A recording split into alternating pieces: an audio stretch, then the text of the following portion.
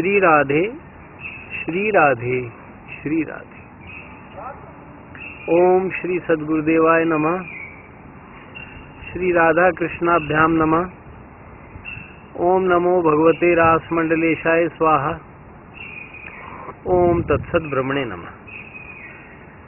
अखंड मंडलाकारं व्याप्तं येन चराचरं तत्पदं दर्शितं येन तस्मै श्री गुरुवे नमः। अज्ञानतिमिरान्धस्य ज्ञानाञ्जनशलाकया चक्षुरुन्मीलितं येन तस्मै श्री गुरुवे नमः। गुरुर्ब्रह्मा गुरुर्विष्णु गुरुर्देवो महेश्वर गुरु साक्षात् परब्रह्म तस्मै श्री गुरुवे नमः।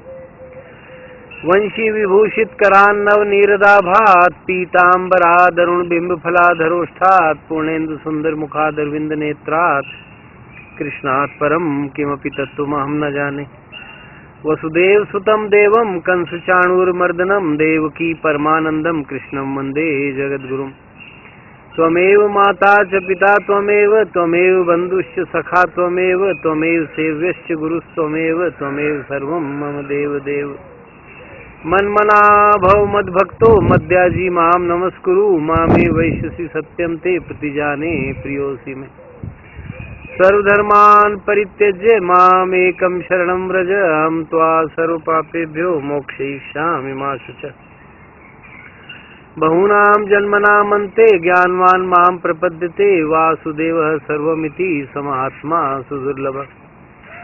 यो मां पश्यति सर्वत्र सर्वं च मयि पश्यति तस्याहं न प्रणश्यामि स च मे न प्रणश्यति। मत्कर्म कृन् मत्परमो मद्भक्तः संगवर्जितः निर्वैरः सर्वभूतेषु यः स मामेति पाण्डव। अनन्यचेताः सततं यो मां स्मरति नित्यशः तस्याहं सुलभः पार्थ नित्ययुक्तस्य योगिनः। हरि ओम तत्सत् हरि ओम तत्सत् हरि ओम तत्सत्।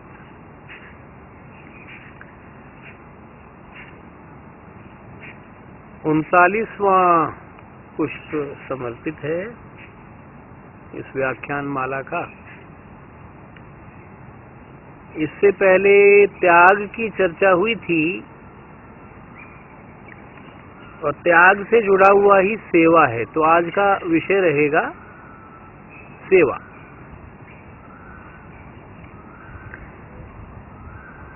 आप जानना चाहिए कि भक्ति और सेवा भी काफी अंश तक पर्याय ही हैं। सेवा का मतलब भक्ति है और भक्ति का मतलब सेवा है। भक्ति में सेवा के सिवा कुछ होता ही नहीं है और सेवा में प्रेम और भक्ति के सिवा कुछ है ही नहीं, तो ये अभिन्न है। और दास तो भगवान से यही याचना करता है कि किसी तरह आप अपनी सेवा दे दीजिए, आप चरणों में रख लो बस। माया बहुत देखी, माया की सेवा बहुत कर ली, अब तो आपकी सेवा करेंगे। क्योंकि मैंने बताया प्रशिक्षण है, पहले आप संसार की ही सेवा करोगे, संसार में भी भगवान देखोगे, भगवान की प्राप्ति होगी। संसार में संसार मानकर सेवा करोगे तो भी कुछ नहीं गया, पुण्य हुआ बड़ा भारी। तो अच्छा ही अच्छा फल है सेवा का। तो चलो उसको स्वार्थ से भी करे, सकाम भाव से भी करे कि भाई यहाँ मैं सेवा करूंगा तो मेरा ये काम बन जाएगा, कोई बात नहीं। शुरुआत तो सकाम से ही होगी, तो सेवा तो कैसे भी बुरी नहीं है।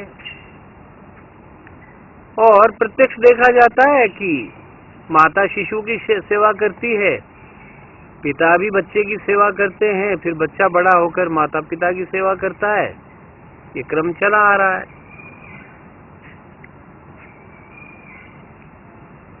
मित्र भी मित्र की सेवा करता है। हम सेवा करके दरअसल बहुत ही प्रसन्न होते हैं। कभी प्याऊ पर अगर 1 घंटा भी बैठकर देखो, अपने हाथ से प्यासों को पानी पिलाओ, बहुत अच्छा लगेगा, बहुत ही अच्छा लगेगा। इतना पानी पीने में आनंद नहीं आएगा जितना पिलाने में, भोजन कराने में आनंद जितना आएगा उतना स्वयं करने में नहीं आएगा। तो सेवा बहुत ही जरूरी है। अब सेवा के भी मेरे साथ स्वयं के साथ दो प्रसंग घटित हुए हैं, तो मैं सुना देता हूँ। तो जो मैंने आपको नल्दी का नाला बताया, शिवपुरी का जंगल हम लोग बोलते थे, एक बाबा ने वो नाम रखा था, वो है सिरस्का में ही, शिवपुरी मध्य प्रदेश से मेरा आशय नहीं है। बड़ा घोर जंगल का क्षेत्र है, उसको शिवपुरी कहा जाता था हम लोगों के द्वारा। अभी बाकी वो जो गुजर ग्वाले हैं आसपास बड़ी संख्या में, वही अपने गाय भैंस वगैरह चराते हैं, तो वो उसको नल्दी का नाला बोलते हैं। तो उसी नाले में थोड़ा और आगे चल कर के एक पहाड़ी है। तो उस पहाड़ी पर एक दिन हम घूमते हुए चले गए, तो वहाँ एक ग्वाड़ा मिला। अब ग्वाड़ा बोलते हैं कि अब ज्यादातर वहाँ आज भी गुजर जाति के ही लोग हैं, तो स्थायी गांव भी उनके होते हैं, लेकिन चारे के लिए अपना जो पशुओं का रेवड़ है, झुंड है, उसको लेकर घूमते हैं। उनके पास कई बार एक के पास 100-100, 150 भी पशु होते हैं। और गायों की संख्या पहले तो ज्यादा थी, अब थोड़ी कम हो गई, अब भैंस भी ज्यादा हो गई हैं। तो गाय भैंस पालते हैं। उनको कृषि से भी कुछ लेन देन नहीं है। अगर कोई पूछे कि इस दुनिया में आपने क्या कोई सुखी आदमी देखा, तो मैंने वहां पर सारे ही सुखी देखे।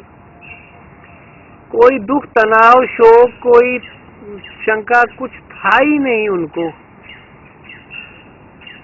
भाई आप खेती करोगे तो हल भी चलेगा, बीज भी आएंगे, आप सिंचाई भी करोगे, पानी पर भी कोई मतलब नहीं। झरने बह रहे हैं, गौ माताएं और भैंसें पानी पी रही हैं, और इतनी समझदार होती हैं कि शाम को घर भी आ जाती हैं, अपने ग्वाड़े पर आ जाती हैं, अपने बाड़े में।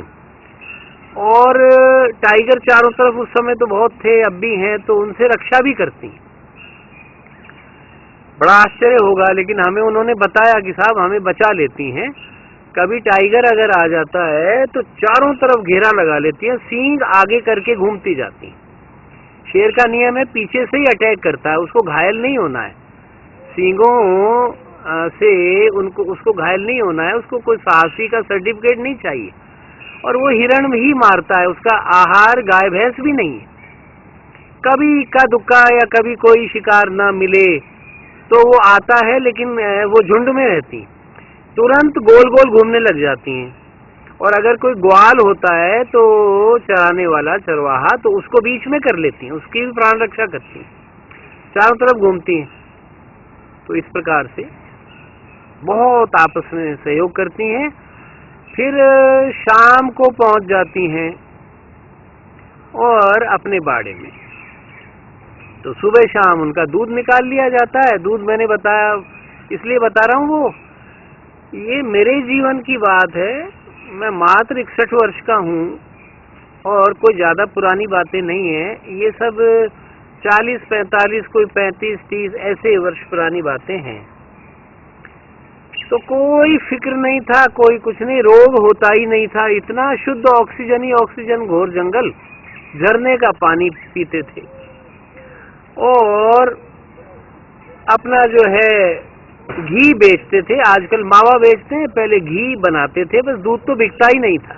मैंने बताया आप तो स्वर्गीय मानिए, 50 किलो दूध ले लो, 1 क्विंटल ले लो, आपको फ्री दे देंगे। दूध नहीं बेचते थे, मिलावट तो सपने में नहीं सोची थी, अभी की बातें हैं। और इन्हीं 10-20 साल में कितनी गिरावट आ गई कि केमिकल घोल घोल कर, यूरिया घोल घोल करके दूध बन रहा है। बड़ा दुख होता है, लेकिन चलो कोई बात नहीं, जैसी है भगवान की लीला। सब दिन होतना एक समाना।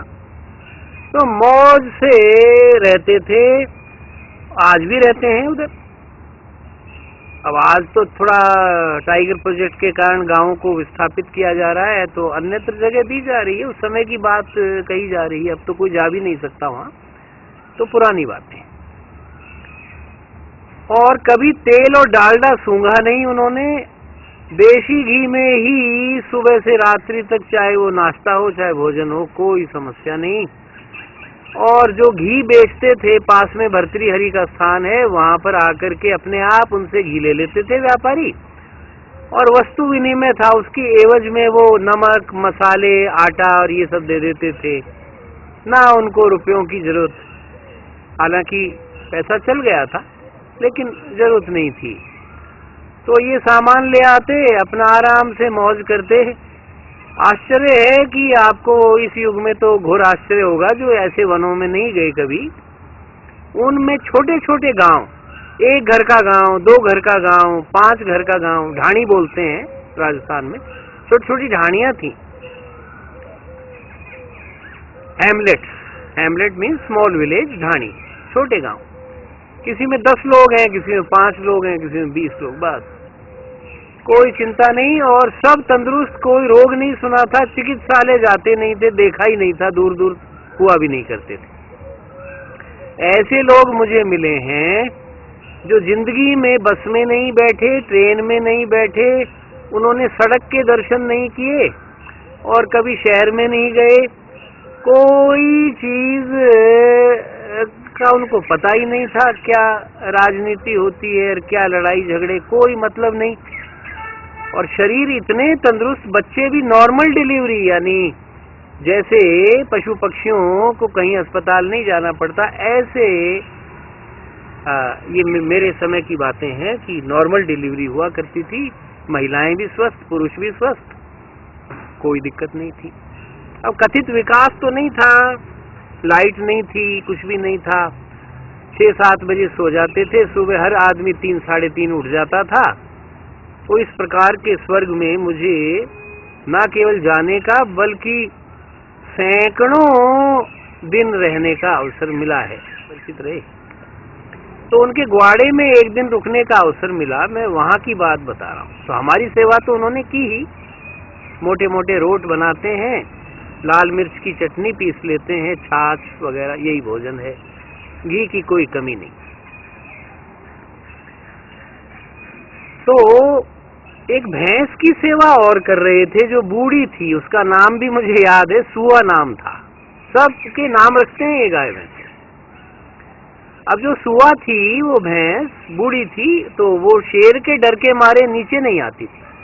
पहाड़ी पर ग्वाड़ा था, चारों तरफ क्या है कि पत्थरों से बाउंड्री बना देते हैं और कांटे लगा देते हैं। शेर के पंजे में गद्दी होती है, तो उसमें कांटे गड़ते हैं, इसलिए वो आता नहीं, चारों तरफ दहाड़ता हुआ घूमता रहता है, कुछ कर नहीं पाता।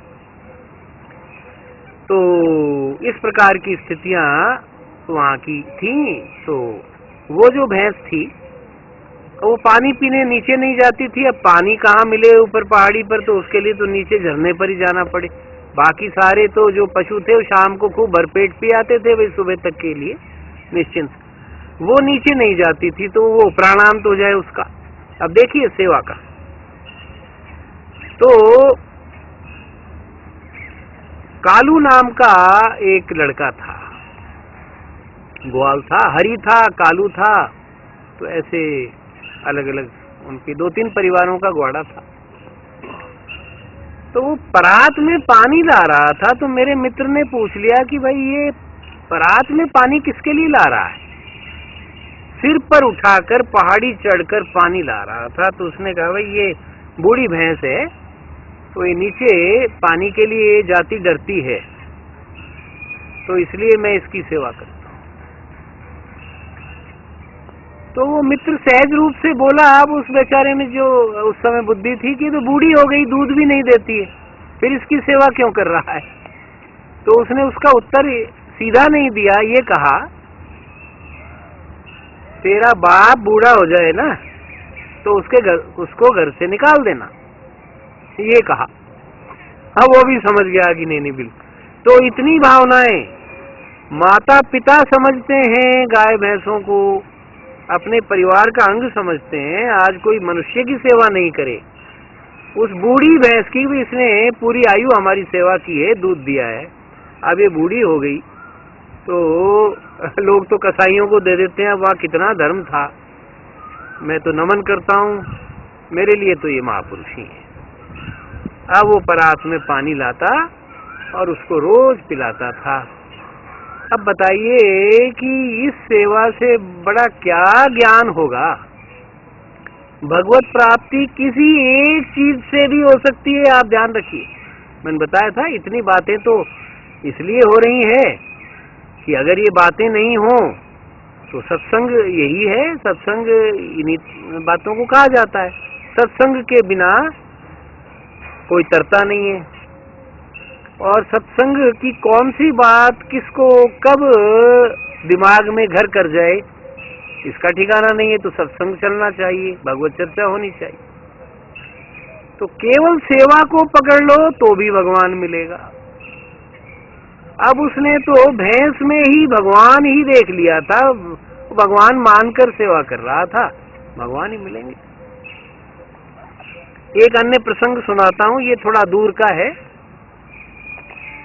मैं बेंगलोर के पास में सोमनहल्ली नाम के स्थान पर था, कर्नाटक में। तो वहां सुबह सुबह पैदल घूमने जा रहा था तो चट्टानी प्रदेश के दर्शन हुए। और चट्टानी प्रदेश जो था तो अर्ध पहाड़ी क्षेत्र था, कुछ पठारनुमा क्षेत्र था और बड़े बड़े पत्थर चट्टानें फैली हुई थी। तो मैं उनमें से जा रहा था तो अचानक उनमें नीचे उस चट्टान को काट करके सीढ़ियां सी बनी हुई दिखाई दी। तो मैं उतर गया, अकेला ही था। तो उतर गया तो उतरने पर नीचे देखा तो गुफाएं हैं। गुफाओं में ही थोड़ी दीवार विवार बना करके ऐसे कमरों का रूप दे दिया गया था। बहुत हार्ड रॉक है तो वो अपने आप में कमरा क्या करेगा, वो तो बहुत मजबूत होती है। और थोड़ा सा बस वो इतना दीवारों का सपोर्ट रहता है कि कोई फाटक लग जाए जिससे वो बंद हो जाए। तो वहां पर एक वृद्ध दंपति मिले। तो मैंने चरण स्पर्श किए उनके और नाम पूछा। उन्होंने बिठाया बड़े प्रेम से, कहाँ से आए हो? मैंने कहा भाई राजस्थान के हैं, तो यहाँ रॉक क्लाइंबिंग कैंप में आए हुए हैं। मैं अब उस कैंप में गया था, करीब 1996 की बात है। तो उन्होंने बताया भाई मेरा नाम विश्वामित्र है। बहुत वृद्ध थे उस समय भी, मेरे हिसाब से 1996 में 80 साल से कम की आयु नहीं होगी। और उनके साथ उनकी धर्मपत्नी भी थी। दोनों बूढ़े बुढ़िया वहां रहते थे तो अनाथालय चलाया करते थे। मुझे दिखाया एक कमरे में बच्चे लूडो खेल रहे थे, कैरम खेल रहे थे। बहुत छोटे बच्चे भी थे गोद के, कुछ बड़े भी थे। तो उन्होंने कहा भाई हमने ये आसपास के गांव में कह रखा है कोई भी अनाथ बालक हो हमारे पास में छोड़ जाओ। और अपनी नौकरी भी वो पूरा कर चुके थे विश्वामित्र जी। और सर्वधर्म संभाव रखते थे।